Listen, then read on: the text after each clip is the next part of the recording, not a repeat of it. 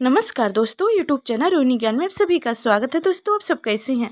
आशा करते हूँ कि आप सब अच्छे होंगे, स्वस्थ होंगे, मस्त होंगे। तो चलिए दोस्तों, आज हम लोग सुनते हैं शनिवार व्रत कथा।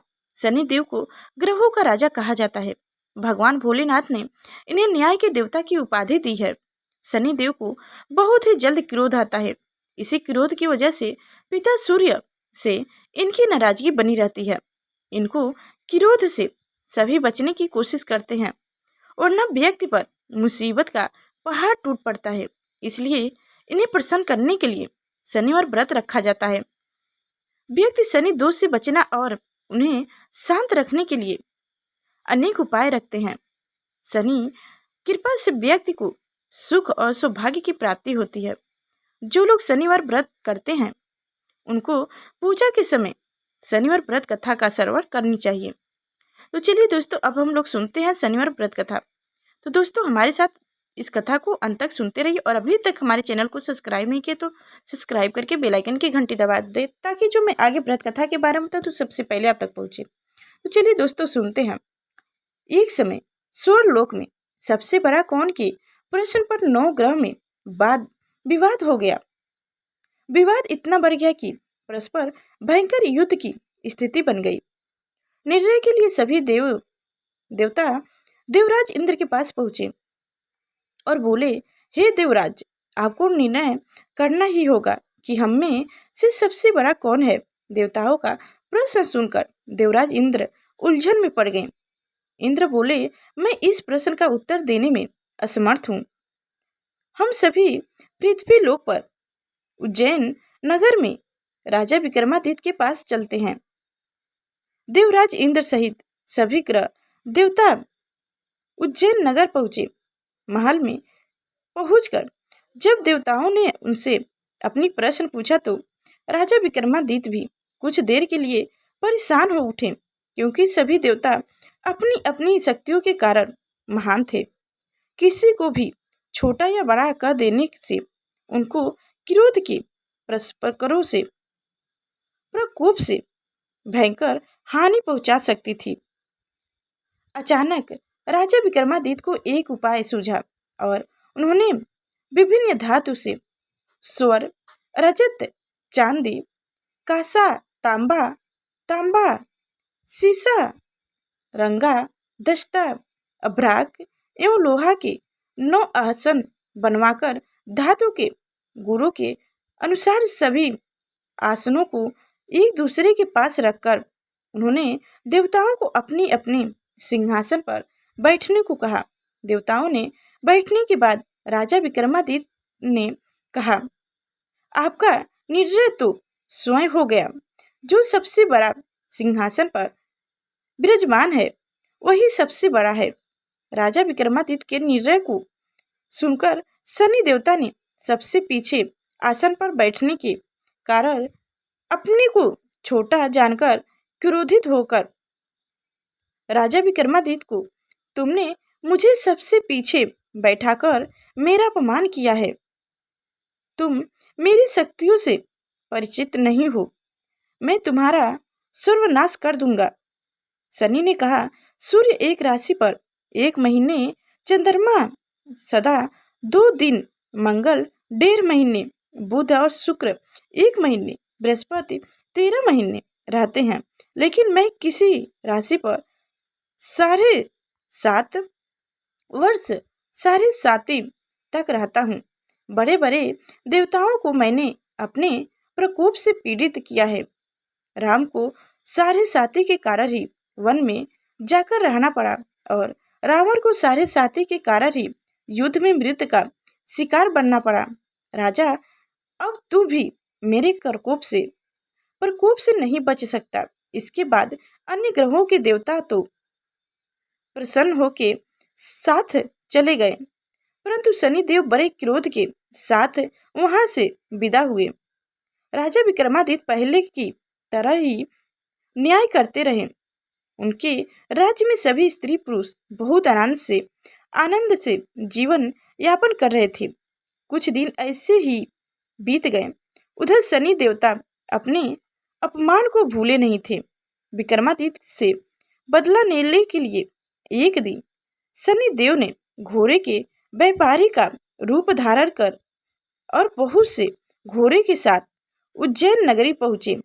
राजा विक्रमादित्य ने राज्य में किसी घोड़े के व्यापारी के आने का समाचार सुना तो अपने अश्वपाल को कुछ घोड़े घोड़े खरीदने के लिए भेजे। घोड़े बहुत कीमती थे।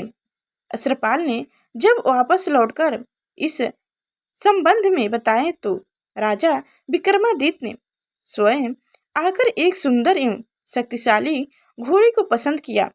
घोड़े की चाल देखने के लिए राजा उस घोड़े पर सवार हुए तो वह घोड़ा बिजली की गति से दौड़ पड़ा। तेजी से दौड़ा घोड़ा राजा को दूर एक जंगल में ले गया और फिर राजा को वहां गिराकर जंगल में कहीं गायब हो गया। राजा अपने नगर को लौटने के लिए जंगल में भटकने लगा, लेकिन उन्हें लौटने का कोई रास्ता नहीं मिला। राजा को भूख प्यास लग गई। बहुत घूमने पर उन्हें एक चरवाहा मिला। राजा ने उनसे पानी मांगा। पानी पीकर राजा ने उस चरवाहा को अपनी अंगूठी दे दी।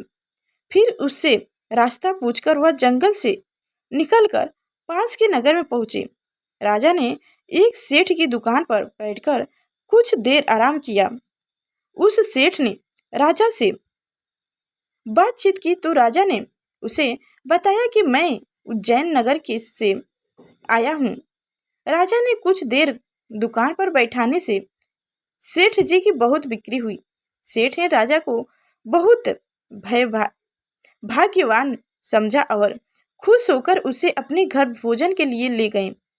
सेठ के घर में सोने का एक हार खूंटी पर लटका हुआ था। राजा को उस कमरे में छोड़कर सेठ कुछ देर के लिए बाहर गया। तभी एक आश्चर्य घटना हुई।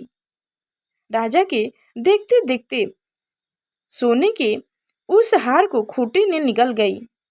सेठ ने कमरे में लौटकर हार को गायब देखा तो चोरी का संदेह राजा पर ही किया, क्योंकि उस कमरे में राजा ही अकेला बैठा था। सेठ ने अपने नौकरों से कहा कि इस परदेसी को रस्सियों में बांधकर नगर के राजा के पास ले जाओ। राजा ने विक्रमादित्य से हार के बारे में पूछा तो उसने बताया कि उसके देखते ही देखते खूंटी ने हार को निगल गया था। इस पर राजा ने क्रोधित होकर चोरी करने का आरोप में विक्रमादित्य के हाथ पांव कटवाने का आदेश दे दिया। राजा विक्रमादित्य के हाथ पांव काटकर उसे नगर की सड़क पर छोड़ दिया गया। कुछ दिन बाद एक तेली ने उसे उठाकर अपनी घर ले गया और उसे अपनी कोहली पर बैठा दिया। राजा आवाज देकर बैलों को हटकताता रहा। इस तरह तेली का बैल चलता रहा और राजा को भोजन मिलता रहा। शनि के प्रकोप की सारी साथी पूरी होने पर वर्ष ऋतु प्रारंभ हुआ। राजा विक्रमादित्य एक रात मेघ मल्हार गए। तभी नगर के राजा की लड़ाई राजकुमारी मोहिनी रथ पर सवार उस तेली के घर के पास से गुजरी।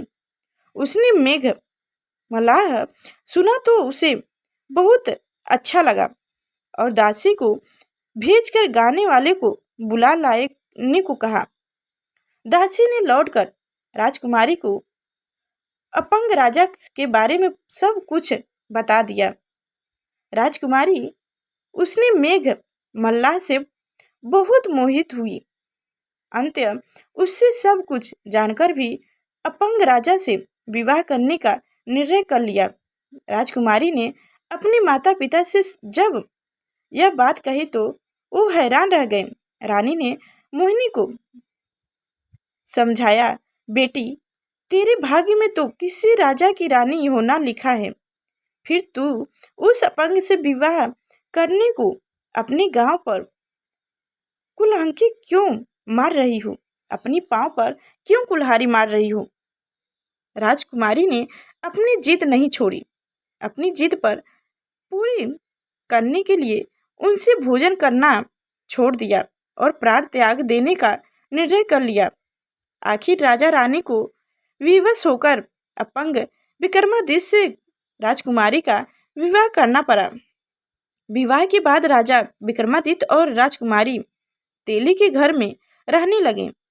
उसी रात स्वप्न में शनिदेव ने राजा से कहा, राजा तुमने मेरा प्रकोप देख लिया। मैंने तुझे अपने अपमान का दंड दिया है। राजा ने शनिदेव से क्षमा करने को कहा और प्रार्थना की, हे शनिदेव, अपने जितना दुख मुझे दिया है अन्य किसी को भी ना दे। शनिदेव ने कुछ सोचकर कहा, राजा मैं तुम्हारी प्रार्थना स्वीकार करता हूँ। जो कोई स्त्री पुरुष मेरी पूजा करेगा, शनिवार को व्रत करके मेरी व्रत कथा सुनेगा, उस पर मेरी कृपा बनी रहेगी। प्राप्तकार राजा विक्रमादित्य की नींद खुली तो अपने हाथ पांव देखकर राजा को बहुत खुशी हुई। उसने मन ही मन शनिदेव को प्रणाम किया। राजकुमारी भी राजा के हाथ पांव सही सलामत देखकर आश्चर्य में डूब गई। तब राजा विक्रमादित्य ने अपना परिचय देते हुए शनिदेव को प्रकोप की सारी साथी कहानी सुनाई। सेठ को जब इस बात का पता चला तो दौड़ता हुआ तेली के घर पहुंचा और राजा के चरणों में गिरकर क्षमा मांगने लगा। राजा ने उसे क्षमा कर दिया क्योंकि यह सब तो शनिदेव के प्रकोप के कारण हुआ था। सेठ राजा को अपने घर ले गया और उसे भोजन कराया। भोजन कराते समय वह कहा, एक अचानक घटना घटी। सबके देखते देखते उस खूंटी ने हार निगल लिया।